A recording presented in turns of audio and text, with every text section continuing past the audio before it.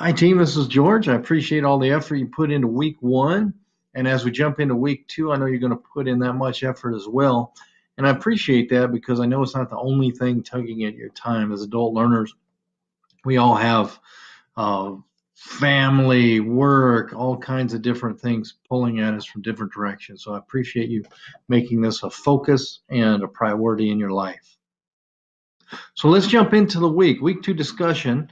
If we come over here to discussions, and I notice a couple people have already posted, that is fantastic. So when we come to week two, we're going to do our visual conceptualization of your understanding. So what you did last week, which is also, I also put that under our announcements here as well, just to give everybody a nice overview. So that was right here, and then we could read through all of that as that comes through. So if you just click the graphic, you can scroll and it kind of gives us a nice overview of the week of what everybody did and kind of the reason behind all of that.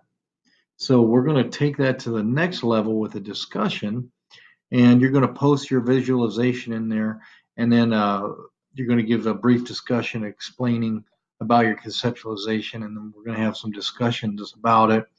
And you want to talk about similarities and differences and possibly new ideas, because when we start coalescing more than one idea, we come out with a brand new idea.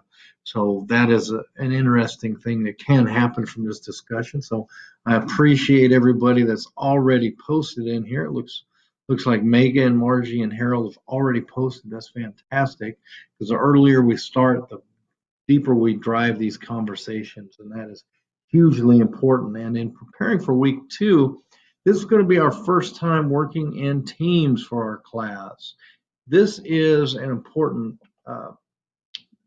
prospect, important idea, important concept, if you will, because oftentimes you're going to work in virtual teams when you are designing or managing projects. It happens quite a bit, more and more does it happen. I remember one time I actually got to lead a project where I had people in Australia, uh, United Kingdom, and the United States. That was quite the adventure, I must say. And it worked, but it primarily worked because I would come in at odd hours to match their hours there. So we did a lot of asynchronous stuff as well, but it happens. And when you can work virtually with a team, it's amazing what you can get done. Because when you start working with people from different countries, what you get is completely different perspectives that go beyond the borders of the country that you're in. In this case, it was in the United States, but it completely turned the project into something different than I had initially envisioned. And it was for the best, to be quite honest, because it turned out really nice. And it wasn't a compromise, it was something that actually turned out better when we all got together and brainstormed and moved the project forward. It was kind of nice, actually. It was an LMS project. Actually, I'll tell a longer story about that later, but let's continue with week two. So in assignment two, it's going to be due next Monday. The first thing to do as your team is to get together and create your team agreement. Your team agreement is when you're going to define who does what. Now, some of the teams, we only have one team with 4 people. The other teams have 3. If for any reason anybody's uncomfortable with the team they're on, time zones, whatever it may be, let me know, because we'd have to make some changes really quickly. But you're going to keep your teams all the way through, because once you get comfortable working with your team, I don't want to shake things up. I want you to be comfortable all the way through.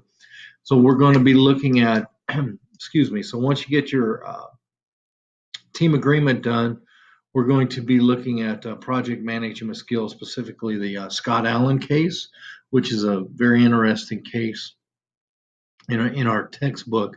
I'm going to let you come up with the particulars for it. But as you consider the case, think about it from, if you've had one of our other classes where we've done the Scott Allen case, we looked at it from an ID perspective.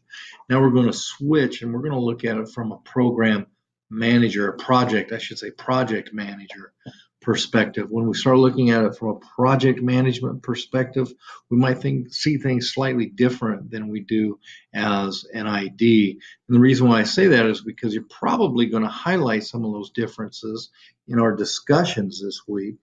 So when we get to our discussions, you're probably going to highlight some differences between IDs and project managers, because there's similarities and differences. But you'll notice if you've already looked at the Scott Allen case in a previous class, from the perspective of an ID, I want you to take time to kind of reflect and see what the difference would be if you're looking at it from the perspective of a project manager.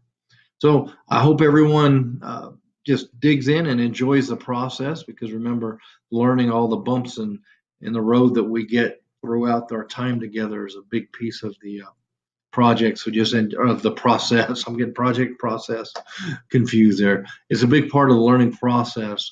So we need to be able to take time to say, hey, this isn't right, or this doesn't work. What can we do to make it work? That's all a part of the project management as well. So have a fantastic week. If anybody needs to get a hold of me, I'm available by text or email. And this Wednesday at noon, I'll be having a live session as well. And we'll discuss the Scott Allen case or anything that you would like to discuss. Have a great week.